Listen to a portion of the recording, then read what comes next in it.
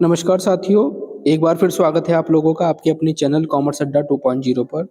साथियों, आज हम फिर से लेकर आए हैं 50 क्वेश्चन की एक सीरीज, जो कि यूपी टीजीटी पीजीटी क्वेश्चन में एग्जाम में ज़्यादा पूछी जाती है।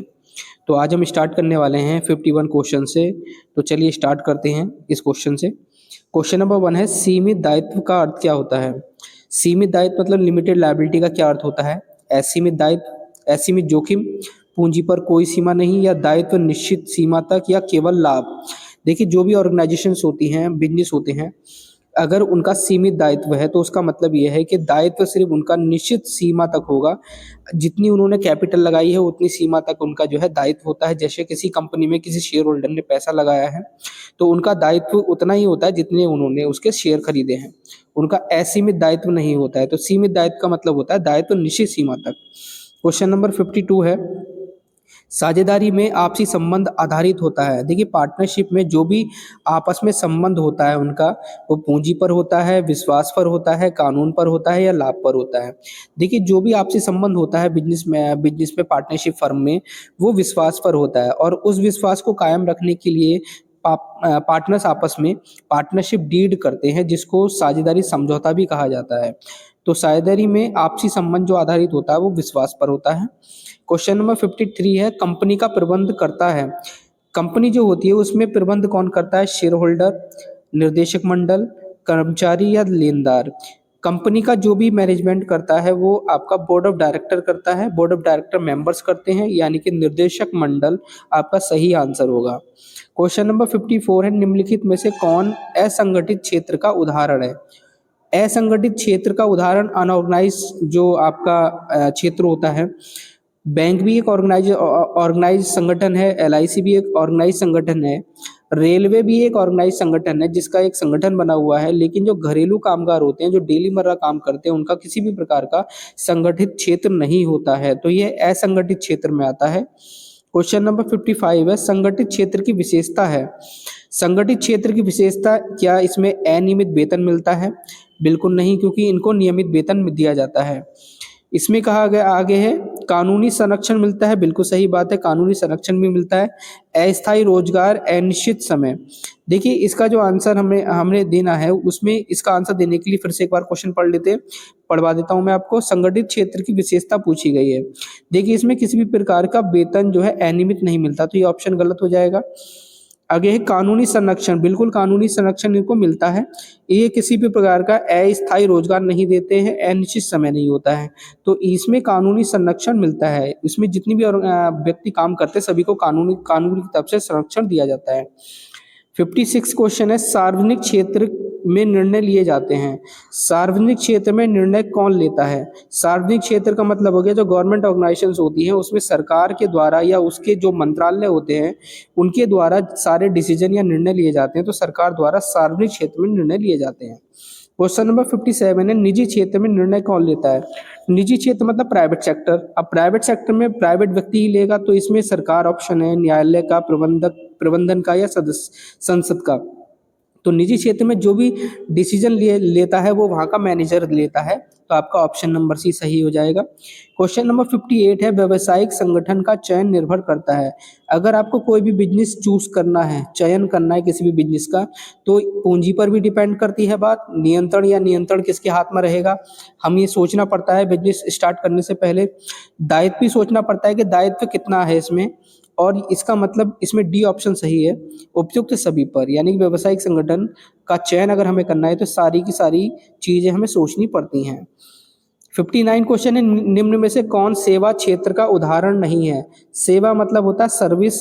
सर्विस क्षेत्र का उदाहरण बैंकिंग भी है, क्योंकि बैंक भी एक सर्विस प्रोवाइड कराता है, बीमा भी सर्विस प्रोवाइड कराता है, और परिवहन मतलब ट्रांसपोर्टेशन भी सर्विस प्रोवाइड कराते हैं। लेकिन जो खनन है, माइनिंग, ये हमें सेवा क्षेत्र में नहीं आता। यह एक प्राथमिक क्षेत्र कहलाता है, जो कि हम खाने वगैरह खोदते हैं, उसमें तेल वगैरह निकालते हैं या कोयला वगैरह निकालते हैं। तो यह प्राथमिक क्षेत्र में आता है, जो प्रकृति से हमें मिलता है। क्वेश्चन नंबर 60 है, व्यवसायिक संगठन का मुख्य उद्देश्य क्या होता है? देखिए, कोई भी व्यवसाय उसका मुख्य उद्देश्य लाभ कमाना ही होता है। ऑप्शन समाज सेवा भी है, रोजगार भी है, नियंत्रण भी है, ये भी होते हैं। इसके उद्देश्य ये भी होते हैं, लेकिन हमसे प्रमुख उद्देश्य पूछा था, तो प्रमुख उद्देश्य लाभ कमाना ही होता है। एकल स्वामित्व व्यवसाय में निर्णय लेने की शक्ति होती है। कोई भी व्यवसाय है, अगर उसमें एक व्यक्ति चला रहा है व्यवसाय, तो उसमें निर्णय कौन लेता है? वही व्यक्ति तो लेगा। तो साझेदारी के पास, सरकार के पास, स्वामी के पास या कर्मचारी के पास? ऑप्शन इसमें सी सही होगा, क्योंकि स्वामी जो होता है बिजनेस का, वही निर्णय लेता है, अकेला व्यक्ति वही निर्णय लेगा। साझेदारी व्यवसाय की स्थापना होती है कंपनी अधिनियम से, साझेदारी अधिनियम से, या औद्योगिक अधिनियम से, या बैंकिंग अधिनियम से। देखिए, कंपनी जो साझेदारी व्यवसाय जो होता है, इसकी स्थापना आपके साझेदारी अधिनियम से होती है। इसकी स्थापना 1 अक्टूबर 1932 को की गई थी, साझेदारी अधिनियम की। तो ये डेट आप याद रखिएगा इस क्वेश्चन में। अगला क्वेश्चन है 63, साझेदारी फर्म का लेखा जोखा रखा जाता है। साझेदारी फर्म का लेखा जोखा कौन रखता है? यहाँ पर आपका आंसर केवल बैंक द्वारा, साझेदार द्वारा, या कानून द्वारा, या लेखाकार द्वारा। देखिए, जो भी लेखा जोखा रखा जाता है, उसमें जितने भी साझेदार होते हैं वो सारे के सारे लेखा जोखा रखते हैं। तो साझेदारों द्वारा जो है लेखा जोखा रखा जाता है। कंपनी की निरंतरता प्रभावित नहीं होती। अगर कोई कंपनी है तो कंपनी की निरंतरता किस चीज से प्रभावित नहीं होती? लाभ से, हानि से, सदस्यों की मृत्यु से, या पूंजी से? देखिए, यहाँ पर कंपनी कहा गया, अगर कंपनी में किसी भी सदस्य की मृत्यु हो जाती है तो उसकी जो निरंतरता है, मतलब कंपनी कभी बंद नहीं होती है किसी सदस्य की मृत्यु के बाद भी। सदस्य इसके शेयर होल्डर्स ही होते हैं, और शेयर होल्डर्स की डेथ होने पर भी कंपनी कभी बंद नहीं होती है। क्वेश्चन अगला है 65, निजी कंपनी के शेयर होते हैं। निजी कंपनी के शेयर होते हैं स्वतंत्र रूप से हस्तांतरित? बिल्कुल नहीं, आप इसको हस्तांतरित नहीं कर सकते। शेयर बाजार में सूचीबद्ध? ये नहीं है आपका। सीमित हस्तांतरण, यानी कि आपकी जो निजी कंपनी होती है उसमें जितने भी शेयर्स होते हैं वो सीमित तौर पर हस्तांतरित होते हैं। इस पर प्रतिबंध होता है, क्योंकि जो बोर्ड ऑफ डायरेक्टर्स होते हैं उनके निर्णय के बाद ही शेयर्स ट्रांसफर किए जा सकते हैं, अदरवाइज किसी को ट्रांसफर नहीं होते। तो इसमें सीमित हस्तांतरण यानी कि लिमिटेड ट्रांसफर शेयर्स होते हैं। अगला क्वेश्चन है 66, सार्वजनिक कंपनी में शेयरों का हस्तांतरण होता है। यहाँ पे सार्वजनिक कंपनी कहा गया है, जो गवर्नमेंट ऑर्गेनाइजेशंस होती हैं उसमें स्वतंत्र रूप से शेयर का हस्तांतरण किया जाता है। ऑप्शन नंबर सी सही है। सहकारी समिति में निर्णय लिए जाते हैं। सहकारी समिति में जो निर्णय लिए जाते हैं वो पूंजी के आधार पर होते हैं, लाभ के आधार पर होते हैं, एक सदस्य एकमत या सरकार के आदेश में। जितनी भी सहकारी समिति होती है उसमें कम से कम 10 सदस्यों का होना आवश्यक होता है, और जो भी उस सहकारी समिति में सदस्य होते हैं उनको एक वोट देने का अधिकार होता है। हर सदस्य को एक वोट देने का अधिकार होता है। तो जो भी निर्णय लिए जाते हैं वो एक वोट पर निर्भर करता है, एक सदस्य एक वोट देगा। तो सी ऑप्शन इसमें सही होगा। सहकारी समिति में लाभ का वितरण किया जाता है पूंजी के अनुपात में, सदस्यों के उपयोग के अनुसार, समान रूप से, या सरकार के अनुसार। देखिए, सहकारी समिति की बात कही गई, सहकारी समिति जो बनाई जाती है वो सदस्यों के लिए ही बनाई जाती है, और जो सदस्य होते हैं उस सहकारी समिति से जो भी उसका उद्देश्य है, उस उद्देश्य की पूर्ति करने के लिए वह उससे माल परचेस करते हैं, माल खरीदते हैं। तो जो भी उन्होंने उपयोग करा होगा उसके अनुसार ही उनको लाभ वितरित किया जाएगा, यानी कि सदस्यों के उपयोग के अनुसार। क्वेश्चन नंबर 69 है, संयुक्त हिंदू परिवार व्यवसाय में उत्तरदायित्व होता है। देखिए, किसकी लायबिलिटी होती है? सदस्यों में संयुक्त हिंदू परिवार में कर्ता की लायबिलिटी होती है, सभी सदस्यों की, असीमित या केवल सदस्यों की, या सरकार की? देखिए, जो संयुक्त हिंदू परिवार व्यापार होता है उसमें कर्ता की ही लायबिलिटी होती है, अनलिमिटेड लायबिलिटी भी कही जाती है। संयुक्त हिंदू परिवार व्यवसाय का आधार होता है अनुबंध। संयुक्त हिंदू परिवार का जो व्यवसाय है उसका आधार क्या होता है? अनुबंध, कानून, जन्म, या निवेश? देखिए, यहाँ पर संयुक्त हिंदू परिवार का जो आधार होता है वो जन्म से होता है। जैसे ही बच्चा संयुक्त हिंदू परिवार में जन्म ले लेता है उसके अधिकार बन जाते हैं, वह उस व्यवसाय का सदस्य बन जाता है। आगे है बिजनेस सेक्टर में बात करेंगे। प्राथमिक क्षेत्र का मुख्य कार्य क्या है? प्राथमिक क्षेत्र का मुख्य कार्य उत्पादनों का वितरण, कच्चे माल की प्राप्ति, या सेवाओं की आपूर्ति, या वित्तीय सहायता। देखिए, इसमें जो आपके कच्चे माल की प्राप्ति होती है इसका यह उद्देश्य होता है। अगला क्वेश्चन 72 है, द्वितीय क्षेत्र में मूल्य संवर्धन होता है? बहुत कम, नहीं तो नहीं होता, निर्णय के द्वारा, या सेवा के द्वारा? द्वितीय क्षेत्र में जो है निर्माण के द्वारा ही मूल्य संवर्धन होता है। सी ऑप्शन इसमें सही है। तृतीय क्षेत्र को कहा जाता है कृषि क्षेत्र, औद्योगिक क्षेत्र, सेवा क्षेत्र, या खनिज क्षेत्र? जो आपका तृतीय यानी कि थर्ड वाला क्षेत्र होता है, थर्ड सेक्टर होता है, वो आपका सेवा क्षेत्र कहलाता है, जिसमें बैंकिंग, इंश्योरेंस, ट्रांसपोर्टेशन, गोडाउन वगैरह आते हैं, जिसमें सेवा दी जाती है। निम्नलिखित में से कौन प्राथमिक क्षेत्र से संबंधित है? संबंधित यानी कि प्राथमिक क्षेत्र से बैंकिंग आपका थर्ड है, मत्स्य पालन आपका प्राथमिक क्षेत्र है, बीमा आपका सेवा क्षेत्र है, परिवहन भी सेवा क्षेत्र है। हमसे प्राथमिक क्षेत्र पूछा गया तो मत्स्य पालन आपका प्राथमिक क्षेत्र कहलाता है। क्वेश्चन नंबर 75 है, निम्न में से कौन द्वितीय क्षेत्र का उदाहरण है? द्वितीय क्षेत्र का मतलब होता है जो आपका उद्योग धंधे होते हैं वो सारे द्वितीय क्षेत्र होते हैं। खनन आपका प्राथमिक क्षेत्र है, कृषि भी प्राथमिक क्षेत्र है। यहाँ पर जो आपका सीमेंट है ये उत्पादन क्षेत्र है, उद्योग धंधे होते हैं तो आपका सीमेंट उत्पादन आपका द्वितीय क्षेत्र हो जाएगा। बैंक भी आपका सेवा क्षेत्र है। सेवा क्षेत्र का विकास दर्शाता है आर्थिक पिछड़ापन, गलत हो जाएगा क्योंकि सेवा क्षेत्र जो होता है, सेवा क्षेत्र का विकास जो है आर्थिक पिछड़ापन नहीं दिखाता, औद्योगिक गिरावट भी नहीं दिखाता है, आर्थिक विकास दिखाता है। सेवा क्षेत्र की मदद से हमें पता लगता है आर्थिक विकास हो रहा है या नहीं।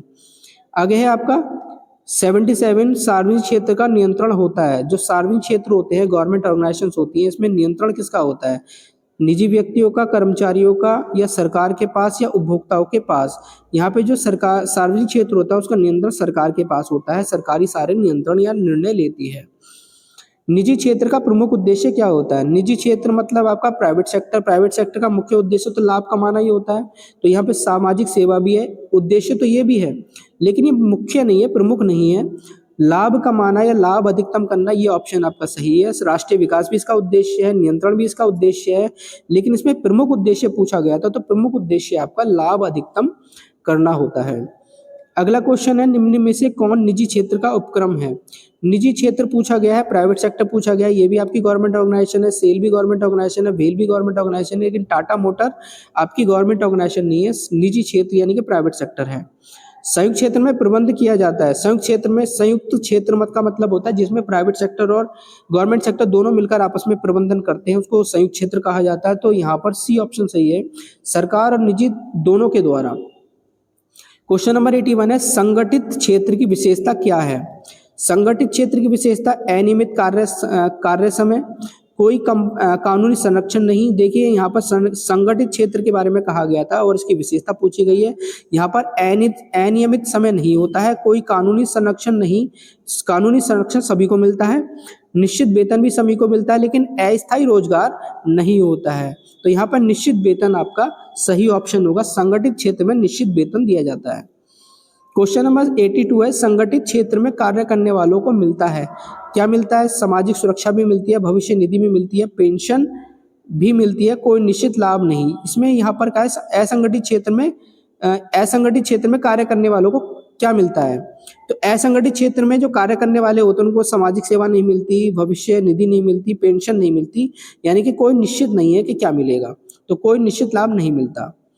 निम्नलिखित में से कौन असंगठित क्षेत्र का उदाहरण होता है? असंगठित क्षेत्र वह क्षेत्र होता है जिसमें जैसे नौकरी पेशा नौकर होते हैं, जिसका कोई संगठन नहीं होता, कोई ऑर्गेनाइजेशन नहीं होती। तो LIC भी एक ऑर्गेनाइजेशन है, SBI भी एक ऑर्गेनाइजेशन है, रेलवे भी एक ऑर्गेनाइजेशन है, लेकिन घरेलू कामगार इसका उदाहरण होगा असंगठित क्षेत्र का, जो घरों में काम करने वाले होते हैं। संगठित क्षेत्र में नियुक्ति होती है।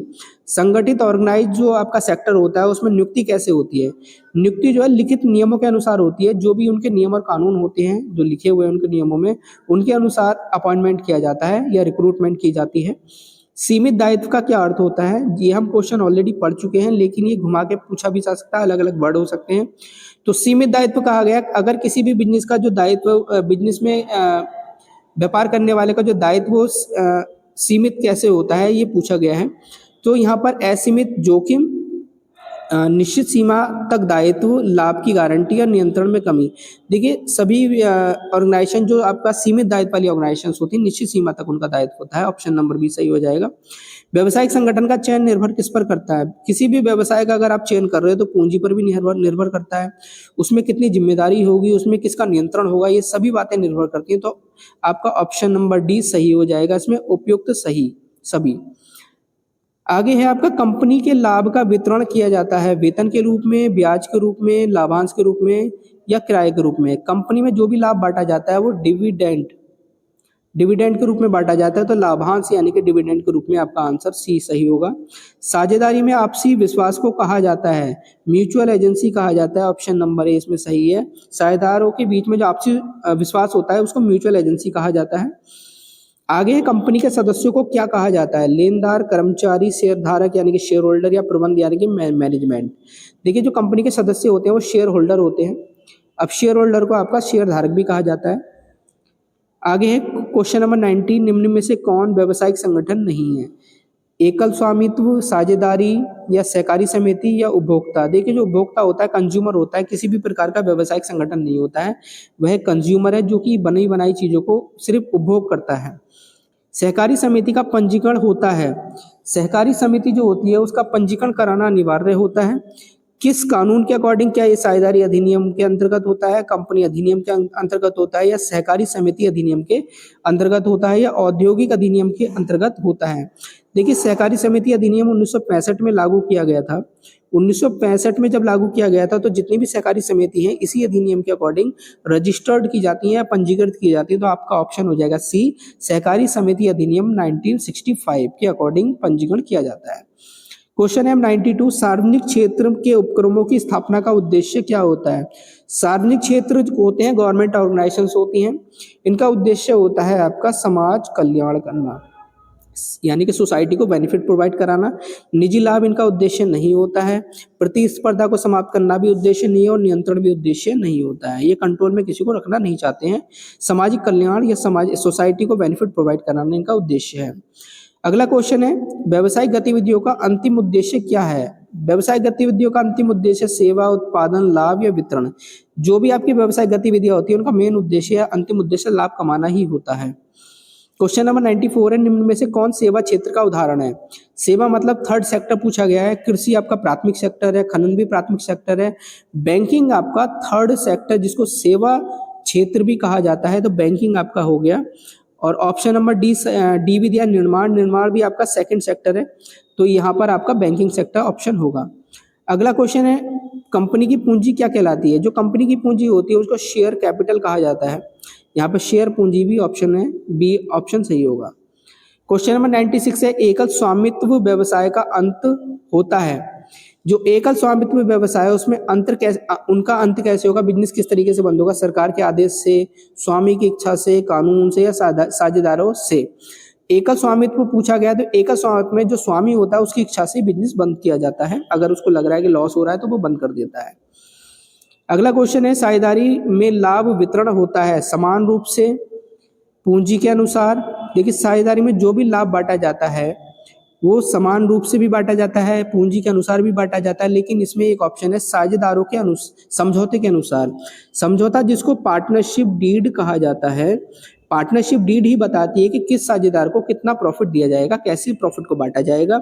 तो साझेदारों में लाभ का वितरण समझौते के अनुसार या पार्टनरशिप डीड के अनुसार बांटा जाता है, जिसको राजीनामा भी कहते हैं, करारनामा भी कहते हैं, साझेदारी संलेख भी कहा जाता है, अनुबंध भी कहा जाता है। तो इसके बहुत सारे नाम होते हैं। तो समझौते के अनुसार साझेदारों के बीच में लाभ बांटा जाता है। अगला क्वेश्चन है 98, संयुक्त हिंदू परिवार व्यवसाय में सबसे अधिक शक्ति होती है। जॉइंट हिंदू फैमिली बिजनेस में जो भी सबसे ज्यादा शक्ति होती है वो आपके कर्ता के पास होती है। जो उसका हेड होता है उसके पास अनलिमिटेड लायबिलिटी होती है, अनलिमिटेड शक्तियां होती हैं। तो कर्ता इसका ऑप्शन सही है। निम्न में से कौन प्राथमिक क्षेत्र में शामिल नहीं है। इसमें प्राथमिक क्षेत्र में पूछा गया है कि प्राथमिक क्षेत्र में शामिल कौन सा नहीं है। कृषि भी प्राथमिक क्षेत्र में आता है, मत्स्य पालन भी प्राथमिक क्षेत्र में आता है, खनन भी प्राथमिक क्षेत्र में आता है, लेकिन जो बैंकिंग है वो प्राथमिक क्षेत्र में नहीं आता है। ये आपका थर्ड यानी कि सेवा क्षेत्र में आता है। तो क्वेश्चन नंबर 99 का ऑप्शन डी सही है, बैंकिंग। अगला क्वेश्चन है, व्यावसायिक संगठन का चुनाव करते समय सबसे महत्वपूर्ण तत्व कौन सा है। देखिए इसमें आपको अपना आंसर जो है एक कमेंट बॉक्स में देना पड़ेगा। कमेंट बॉक्स में जो जिस बच्चे को इसका आंसर आता है वह कमेंट बॉक्स में आंसर को दे सकता है। और आज की वीडियो हम समाप्त करते हैं। अगर आपको ये मेरी वीडियो अच्छी लगी हो तो मेरे चैनल को जरूर से सब्सक्राइब कर लीजिएगा, और आगे की नोटिफिकेशन पाने के लिए नोटिफिकेशन बेल को जरूर दबा दीजिएगा।